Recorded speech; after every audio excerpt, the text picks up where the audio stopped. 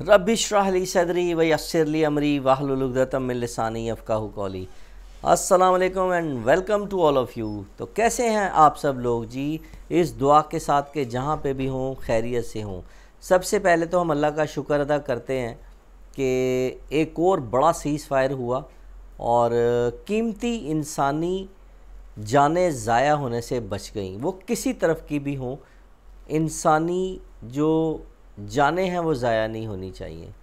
और मैं जितना भी शुक्र अदा करूं, जब कल रात लेट नाइट और सुबह पता लगा कि जी सीज़ फायर होने लगा है और इसकी बातें होना शुरू हो गई हैं, किसी ने भी किया, किसी ने भी करवाया है, कहीं से भी हुआ है, किस्सा मुख्तसर के जंग जो है वो अब रुक गई है, जंग बंद हो गई है।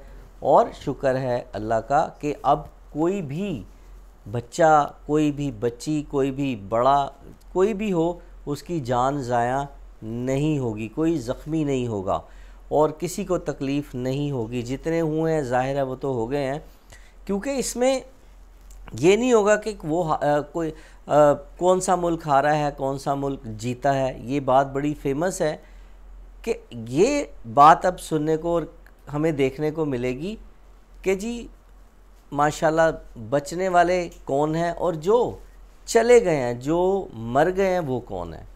तो उस जंग की वजह से कितने ज़िंदा रह गए और कितने मर गए, ये इस तरह से भी काउंटिंग होती है। तो जंग का कहीं पे भी कोई फ़ायदा नहीं होता। तो मेरे ख़्याल में मैं ये समझता हूँ कि जंगें जो हैं वो किसी भी तरह से मैं समझता हूँ नहीं होनी चाहिए और ना ही किसी किस्म का ये कोई हल है। अब हम आते हैं अपने असल टॉपिक की तरफ और हमारा टॉपिक डेफिनेटली क्रिकेट रहा है और क्रिकेट ही रहेगा। और बीच में आज चूँकि दुआ देने को दिल किया और शुक्र अदा करने का दिल किया। शुक्र अदा करने का दिल तो खैर हमेशा ही रहता है, शुक्र अदा करते रहना चाहिए। उस ज़ात का जितना भी हम शुक्र अदा करें वो कम है और हर सांस हर पल हमें शुक्र अदा करते रहना चाहिए। लीजिए बात करते हैं आज के एक अहम, इंतहाई अहम मैच जो कि इंग्लैंड और इंडिया के दरमियान था और 5वें दिन का खेल था, पूरे डे का खेल हुआ और ऑलमोस्ट 80 ओवर जो है ना, मेरे ख़्याल में तकरीबन वो डाले गए हैं 80 के करीब और 5 विकेट से इंग्लैंड ने ये मैच जीत लिया है। और ये मैच इंग्लैंड ने, मैं ये समझता हूँ कि इसमें बेन डकेट, मेरे नज़दीक बेन डकेट जो हैं वो इस मैच के हीरो हैं।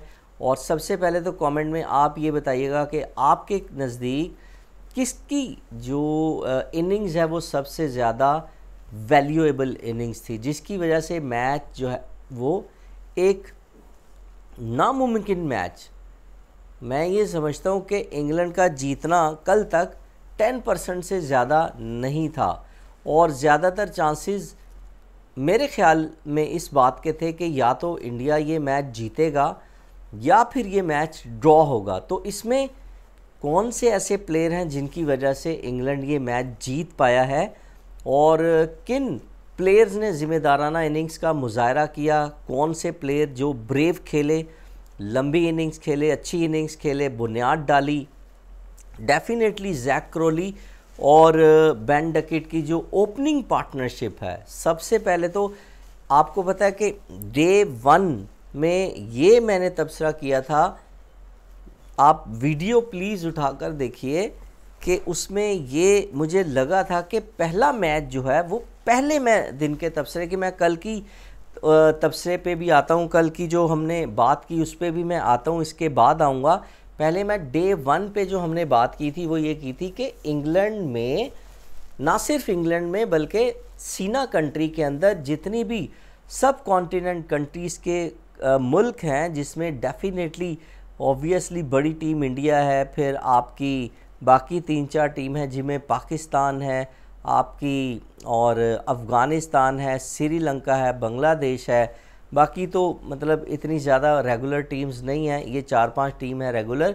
जब भी ये सेना कंट्री के अंदर जाती हैं तो इनको स्ट्रगल का सामना इब्तदाई जो मैचेस होते हैं उसमें करना पड़ता है। आपको तकरीबन इस चीज़ का भी आइडिया होगा कि जब भी सेना कंट्री के अंदर टीम खेलने जाती हैं तो पहले कुछ साइड मैचेस जो है ना वो वहाँ पर रखे जाते हैं ताकि वहाँ के माहौल से, वहाँ की जितनी भी कंडीशंस हैं, ग्राउंड की जो विकेट के अंदर बाउंस है उसके साथ आपकी मुताबिकत हो जाए और आपको आइडिया हो जाए कि बॉल जो है ना वो कितना एक्स्ट्रा ऑर्डिनरी जो है ना वो पाकिस्तान, इंडिया और इधर के मुताबिक बाउंस लेती है, कितना जो है वो मतलब उछलती है। गेंद के अंदर उछाल ज़्यादा होता है इन कंट्रीज़ के अंदर। तो उसको फेस करने के लिए, क्योंकि आपने यहाँ पर 6 महीने क्रिकेट खेली होती है, आपने साल, फिर उसके बाद आप बाहर चले जाते हैं इन 4 मुल्कों के अंदर, तो वहाँ पर आपको फिर एकदम से चेंज का जो है ना वो सामना करना पड़ता है। तो उस चेंज में आने के लिए जो आपको टाइम दरकार होता है वो 10-15 दिन या मतलब 8-10-12 दिन, और उसमें मुसलसल आपने प्रैक्टिस करनी है, खेलना है, और फिर आपने अपनी जो टाइमिंग है वहाँ की बॉलिंग और वहाँ का जो सीम्स हैं या जो पेस है उसके साथ आपने एडजस्टमेंट करनी होती है। उसके लिए मुझे लगता है कि हमेशा से इन कंट्रीज़ को, इन ममालिक को वहाँ जाकर स्ट्रगल करनी पड़ती है, और जब तक आपकी एडजस्टमेंट नहीं हो जाती तब तक आप वहाँ पर स्ट्रगल करते हैं। और यही हुआ है मेरे ख्याल में आज टीम इंडिया के साथ।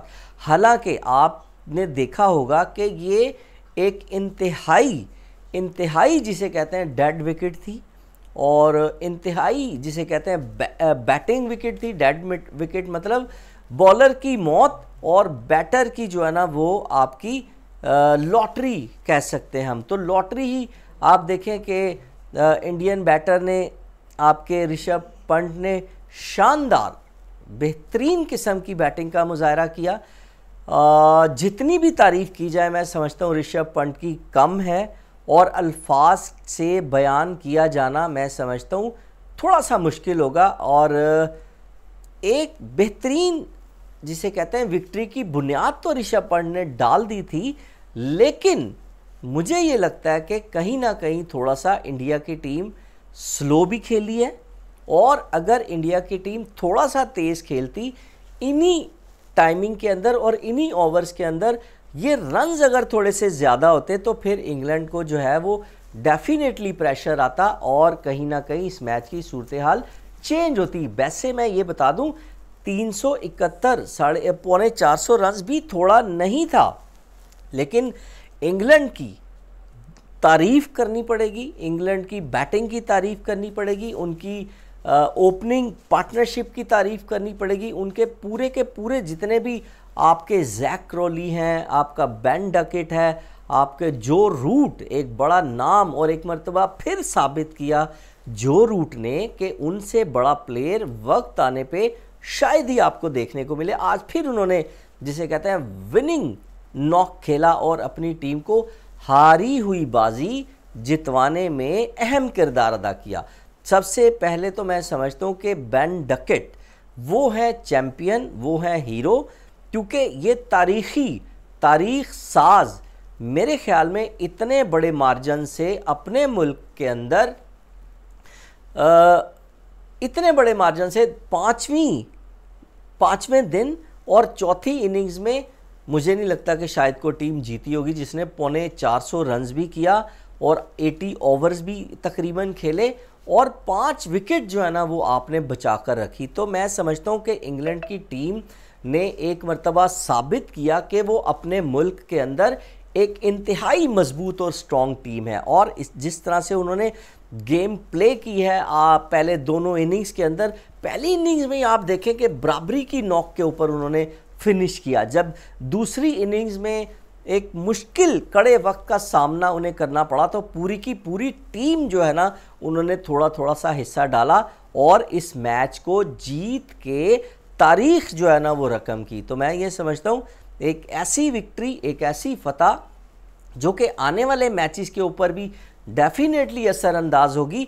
और अब कहीं ना कहीं इंडिया के ऊपर इंग्लैंड ने प्रेशर बना दिया है और इंडिया को इस प्रेशर से बाहर निकलने के लिए एक्स्ट्रा ऑर्डिनरी क्रिकेट खेलनी पड़ेगी और प्रूफ करना पड़ेगा कि जी इंग्लैंड में ठीक है, बेस्ट है, लेकिन इंडिया इंग्लैंड में भी जो है वो किसी से कम नहीं है। तो एक्स्ट्रा ऑर्डिनरी क्रिकेट खेलनी पड़ेगी, थोड़ी सी मैं समझता हूँ ब्रेव क्रिकेट यहाँ पे इंडिया को खेलनी पड़ेगी। कहीं ना कहीं थोड़ा सा जो है ना वो आपने ओवर रन रेट जो है थोड़े से कम किए। रन रेट अगर थोड़ा सा बेहतर होता तो मेरे ख्याल में 400 प्लस के टारगेट पे डेफिनेटली आपकी इंग्लैंड की टीम जो है वो अंडर प्रेशर आती और फिर ये मैच की जो ये आपको रिज़ल्ट नज़र आया ये रिज़ल्ट ना नज़र आता। दोस्तों आपकी इसके बारे में क्या राय है? क्या आप मेरी इस बात से इत्तेफाक करते हैं या नहीं करते? कमेंट में ज़रूर लिखिएगा। लेकिन मुझे लगता है कि इंडिया जो है वो कम बैक करेगी और इंडिया जो है वो इस सीरीज़ में वापस आएगी। आपको क्या लगता है दोस्तों, इंडिया सीरीज़ के अंदर वापस आएगी या फिर जो है वो इंग्लैंड डोमिनेंट रहेगी? कमेंट में लिखना ना भूलिएगा और हमारे चैनल को सब्सक्राइब करना भी ना भूलिएगा। अल्लाह हाफिज़।